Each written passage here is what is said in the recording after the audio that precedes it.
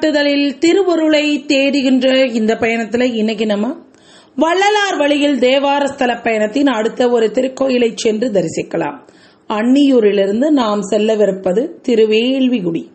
திருவேல்விகுடி திருமணஞ்சேரியிலிருந்து 2 கிலோமீட்டர்ல போயிடலாம்.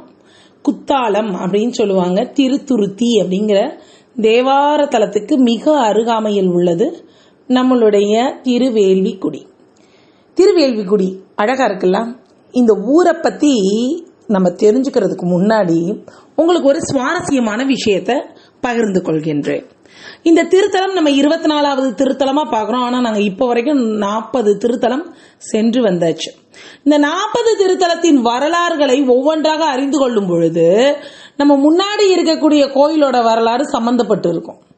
அந்த மாதிரியான விஷயங்கள்ல கோர்வையா பார்க்கும் பொழுது பிரமிப்பா இருக்குங்க.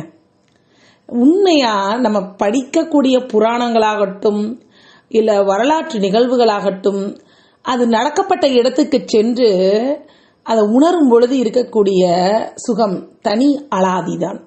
அதன்படி இங்க இறைவனும் இறைவியும் திருமணம் செய்வதற்கு வேள்வி நடந்தபடியால் இந்த திருத்தலத்துக்கு திருவேல்விகுடின்னு பேர் வந்திருக்கு. அப்ப கல்யாணம் வேற இடத்துல, கல்யாண கோலம் வேற இடத்துல, அம்பிகை பிறந்தது வேறொரு இடம், அம்பிகை இறைவனை அடைய வேண்டி தவம் செய்தது இன்னொரு திருக்கோயில், அவங்க வருவதற்கு காரணமான சம்பவம் நடந்தது வேறொரு திருக்கோயில், அப்புறம் மன்மதனை எரித்தது வேறொரு திருக்கோயில், மன்மதனை உயிர்ப்பிப்பதற்கு இதற்கு முன்னாடி பார்த்த அன்னியூர் திருத்தலத்துல ரதி வந்து இறைவனை பூஜித்தாள்னு ஒவ்வொன்னா தெரிந்து கொள்ளும் பொழுது மனதில் கிடைக்கக்கூடிய மகிழ்வுக்கு எல்லையே இல்லை. இப்போ நம்ம பார்க்க போற இந்த திருத்தலம் அம்பிகைக்கும் இறைவனுக்கும் திருமணம் நடப்பதற்காக செய்ய வேண்டிய திருமணச் சடங்குகள், கங்கணதாரணம், யாகம் முதலியவை செய்து பிரம்மதேவர் என்ன பண்றாரு, திருமணத்தை நடத்தி வைப்பார். அப்படி பிரம்மன் தானே முன்னின்று திருமணத்திற்கான எல்லா ஏற்பாடுகளையும் செய்து வேள்வி வளர்த்து யாக முதலிய ஏற்பாடுகளை செய்த இடம் எது அப்படின்னா இந்த இடம் தான். அதனாலதான் இந்த இடத்துக்கு பேரு திருவேல்விகுடின்னு பேரு. அரசகுமாரன் ஒருவனுக்கு திருமணம் நிச்சயம் செய்யப்பட்ட பின் பெண்ணின் பெற்றோர்கள் இறந்து போறாங்க. அதனால அவளோட உறவினர்கள் என்ன பண்றாங்கன்னா, எப்பா இந்த பொண்ணை உனக்கு கல்யாணம் பண்ணி வைக்க முடியாது அப்படின்னு கராரா பேசிடுறாங்க. அரசகுமாரன் எவ்வளவோ ரிக்வெஸ்ட் வைக்கிறான் அந்த பெண் வீட்டாரிடம். ஆனா பாத்தீங்கன்னா அவங்க சம்மதிக்கவே மாட்டாங்க. நேரம் என்ன பண்றான், இந்த தலத்துக்கு வந்து தன் நின்று போன திருமணம் நடக்கணும் அப்படின்னு சொல்லி இறைவனை வேண்டான். இறைவன் என்ன பண்றாரு, இணைவன் அப்படின்னு ஒரு பூதத்தை அனுப்பி அந்த பெண்ணை அழைத்து வர செய்து அரசகுமாரனுக்கும் அப்பெண்ணிற்கும் இறைவனை திருமணம் செய்து முடித்து வைக்கிறார் அப்படின்னு தல வரலாறு சொல்லுது. அப்படின்னா உங்கள யாருக்கெல்லாம் திருமணம் நடைபெறாம தடைபெற்று இருக்கோ அவங்க இந்த திருத்தலத்துக்கு சென்று வழிபாடு செய்யலாம்.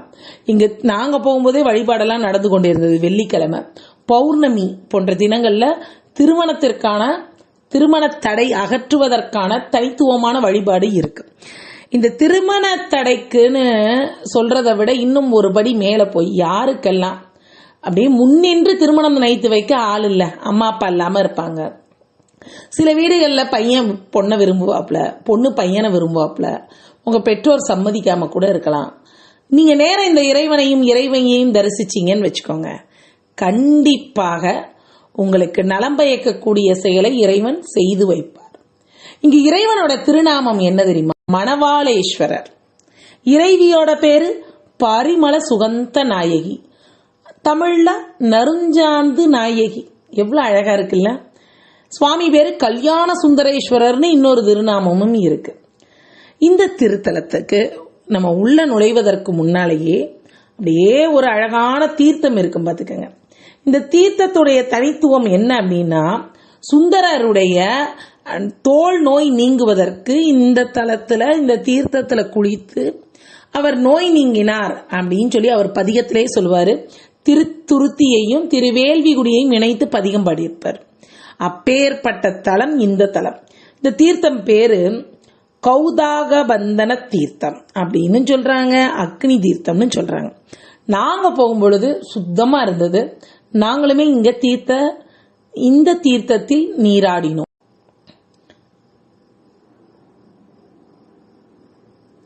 நீங்களும் இந்த தீர்த்தம் ஆடி இறைவனை இறைவியையும் தரிசிச்சா கண்டிப்பா திருமண தடை மட்டுமில்ல, கணவன் மனைவி ஒற்றுமைன்னு உங்களுடைய இல்லற வாழ்வில் சம்பந்தப்பட்ட விஷயங்களும் நடக்கும். இல்ல பிரிது நீங்க என்ன விஷயம் வேண்டினாலும் இறைவன் செய்து வைப்பார். இந்த அருமையான திருத்தலத்துல வாதாபியை கொன்ற பாவம் நீங்க அகத்தியர் வழிபட்டிருக்காருங்க. அது மட்டும் இல்லைங்க, இந்த இடத்துல இறைவிக்கு கங்கண தாரணம் செய்ததுனால இந்த தலத்தோட இன்னொரு பேர் என்ன தெரியுமா? கௌதுக பந்தன சேத்திரம் அப்படின்னு பேரு.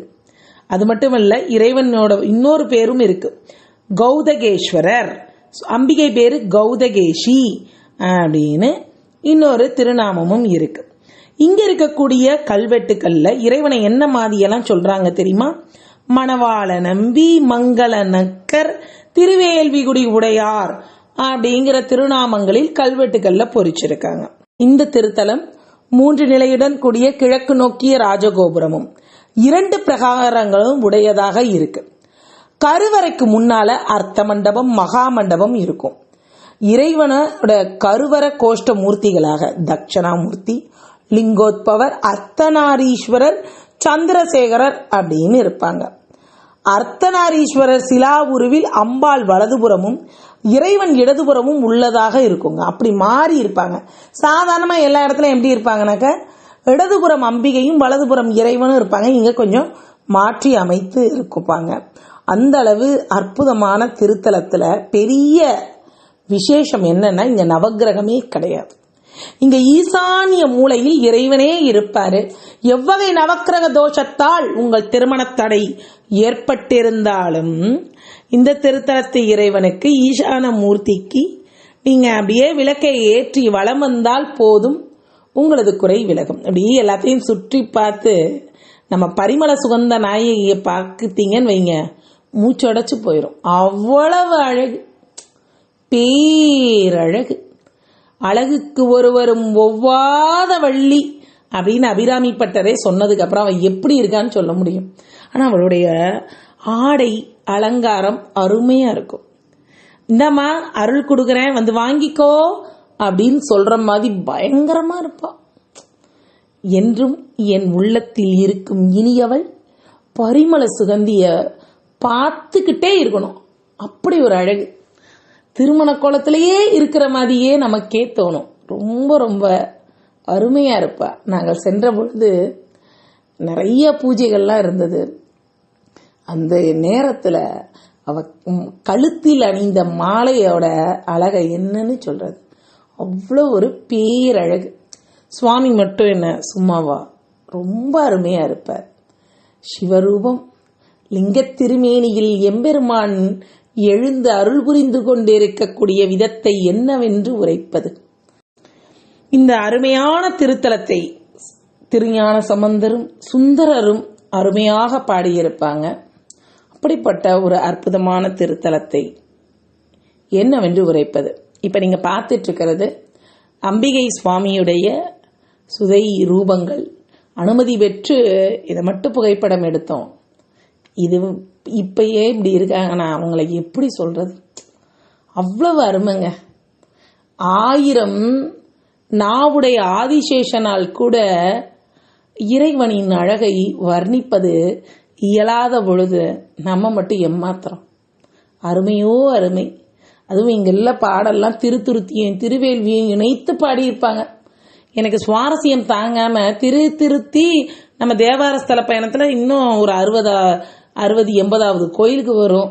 ஆனாலும் நம்ம முன்னாடியே போய் பார்க்கணும்னு அதை வேற தனியா போய் பார்த்துட்டு வந்துட்டோம். அப்படி ஒரு அருமையான திருத்தலம்ங்க. நல்ல அனுபவம் இறைவன் நமக்கு அருளியது. இந்த அருமையான திருத்தலத்தை ஐயா வள்ளலார் என்ன மாதிரி போழ்வாரு அப்படின்னா, அவருடைய திருவருட்பால, அதாவது மாமன்னர்கள் சுகபோக வாழ்வெல்லாம் வாழ்வதற்கு இந்த திருவேல்விகுடிக்கு சாதாரண பொதுமக்கள் நடந்து சென்று கொண்டிருக்கக்கூடிய இந்த மண்ணலை எடுத்து நெத்தியில வச்சுக்கிட்டா போதுமா, அவங்களுக்கு அவங்க நினைச்ச ஒரு வாழ்க்கை கிடைக்குமா. அப்படி அருளக்கூடிய மேலானவனே, வித்தகனே அப்படின்னு புகழ்ந்திருப்பாரு.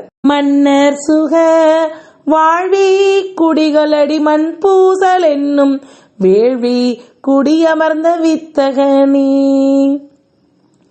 பரிமள சுகந்த நாயகி உடனுரை மணவாளீஸ்வரரே போற்றி போற்றி. நம பார்வதி பதையே. ஹரஹர மகாதேவா.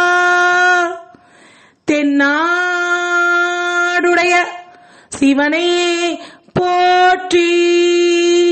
என் நாட்டவர்க்கும் இறைவா போற்றி போற்றி. திருச்சிற்றம்பலம்.